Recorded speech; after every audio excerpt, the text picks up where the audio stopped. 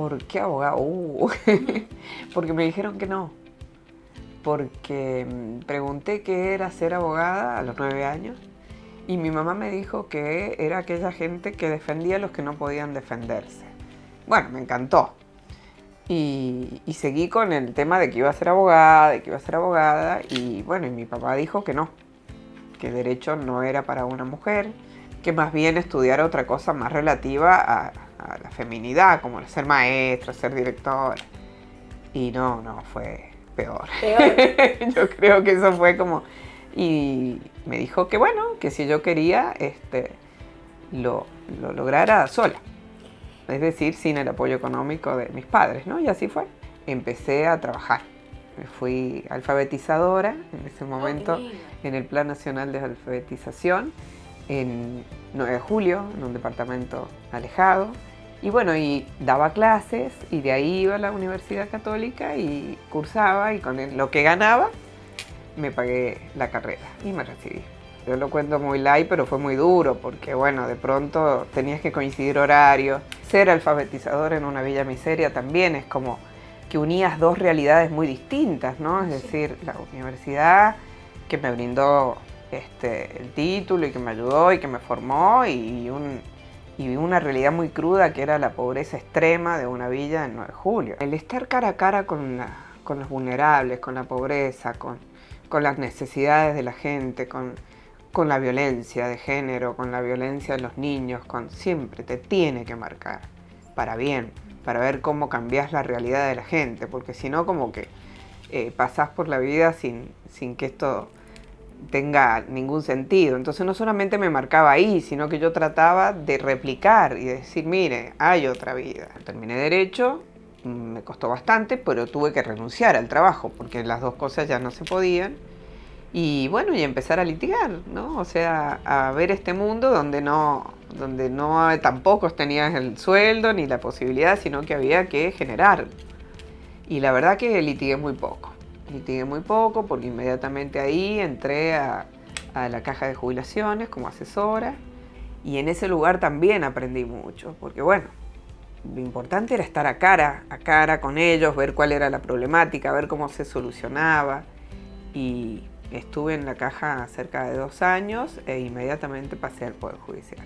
La verdad es que me marcó esto de ver cómo la gente peregrina a veces por la justicia y de que el abogado tiene que ser auxiliar de la justicia, más allá de trabajar hoy, hace 30 años que trabajo en el Poder Judicial, pero como abogado libre o litigante, ser un colaborador de la justicia con ética, pero de verdad, es decir, responder a la persona que está contratando tu servicio de la mejor manera posible y hacer lo posible para que se haga justicia, no solamente para ganar un juicio y tener dinero.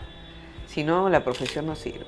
Yo entré al Poder Judicial ya formada en la caja de jubilaciones, entré para hacer las jubilaciones de todos los empleados del Poder Judicial para ir ayudando y se fue dando la Secretaría Penal. Primero estuve en un juzgado penal y después estuve en la Secretaría Penal de Menores.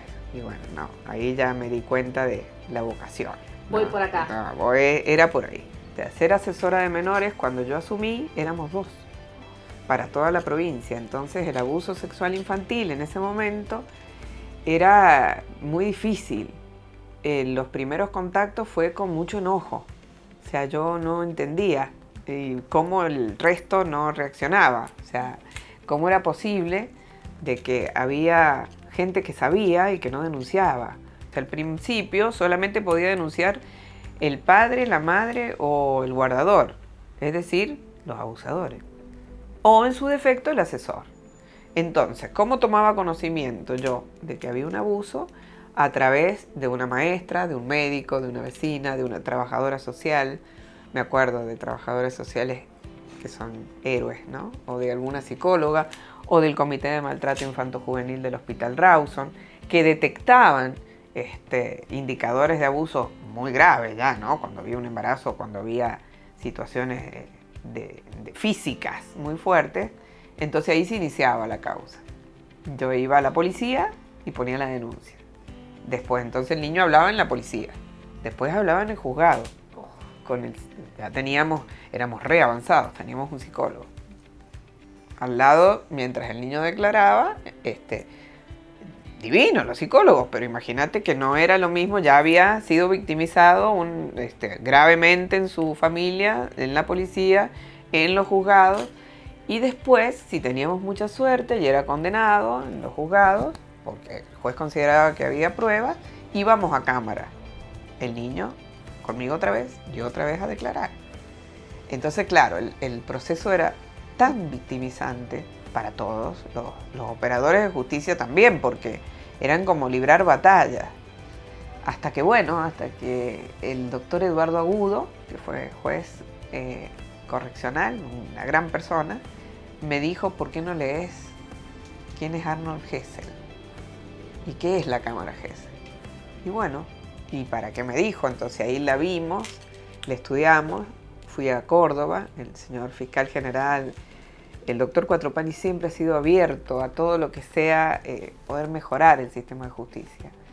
Entonces, bueno, fuimos a Córdoba, vi la Cámara Hessel y empezamos a trabajar en la ley de Cámara Hessel hasta que se creó. Y bueno, para mí, hoy tener a NIVI, una unidad fiscal especializada en abuso sexual infantil, es como, ¿cómo te puedo decir?, modelo del país. Al niño que habla y que puede poner en palabras este infierno, muchas veces se lo culpabiliza. Y se le dice, mira, culpa tuya, pasó esto. Si vos no hubieras hablado, entonces yo creo que el mensaje debe ser todo lo contrario.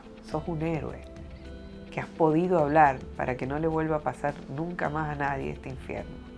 Una vez he tenido mucho miedo, sobre todo porque, bueno, no por mí, porque yo tengo mucha garra y me parece que si yo fuera un niño y mi asesora, que se supone me está cuidando, tiene miedo, estamos en el horno. O sea, no en el miedo en llevar a cabo un proceso o en conseguir una condena o en decirle pedófilo a una persona que lo es. O sea, en eso no tengo miedo. Sí he tenido cierto temor cuando ha habido amenazas, ¿no? Sobre todo a miembros de mi familia. Ahí sí, no sé si miedo, pero sí como resquemor o he tenido una sola vez.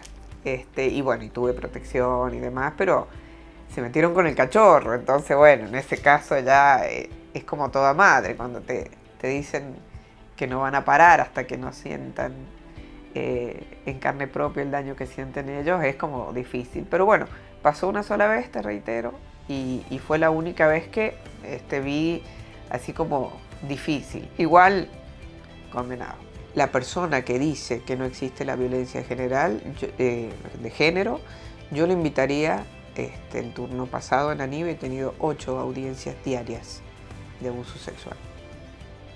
Si nosotros vemos las estadísticas de femicidio que tenemos, casi una muerte por día, si nosotros tenemos la cantidad de mujeres golpeadas, de niños maltratados, y yo creo que no hace falta que nadie me diga, o negar la realidad es enloquecer. O sea, si vos me decís que esto que yo estoy viendo todos los días no existe, me estás enloqueciendo, porque en realidad sí existe. Entonces decirle a la víctima, no, mire, usted no tiene violencia de género. A usted no le pegan por el solo hecho de ser mujer. A usted no la matan. Y estás enloqueciendo a la sociedad. Independientemente de que el que lo diga tendrá que revisarlo con su psiquiatra. Pero digo, yo que lo veo, que alguien me dijera no existe y te diría, mira, no me vas a enloquecer, porque yo sí lo veo. Entonces creo que toda mentira enloquece, pero esa sobre todo enloquece, descalifica y atrasa. Tengo muchas satisfacciones. Es un trabajo que no hay un lugar en el Poder Judicial mejor que este. Y va a sonar a que como que es romantizar el lugar, pero de verdad no hay mejor lugar. Decime qué lugar es más importante que escuchar a los niños, que ayudar a los niños, a los vulnerables, a las personas con padecimiento o sufrimiento mental. No hay otro lugar. Yo entiendo que desde lo económico, desde la carrera o de hacer políticas públicas que reformaran algunas cuestiones del Poder Judicial sería excelente. pero desde mi lugar, desde que yo estoy acá, que para mí es un honor muy grande, a veces digo que he sido privilegiada con este lugar, no, yo considero que es el mejor. Después de escuchar todos estos relatos que vos escuchás diariamente desde hace 20 años, ¿se puede creer en Dios?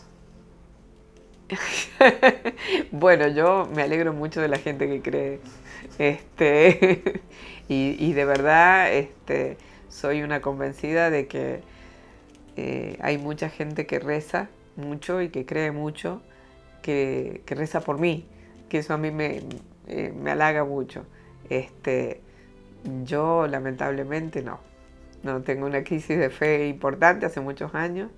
Trato en la posible de cambiarlo, pero bueno, no.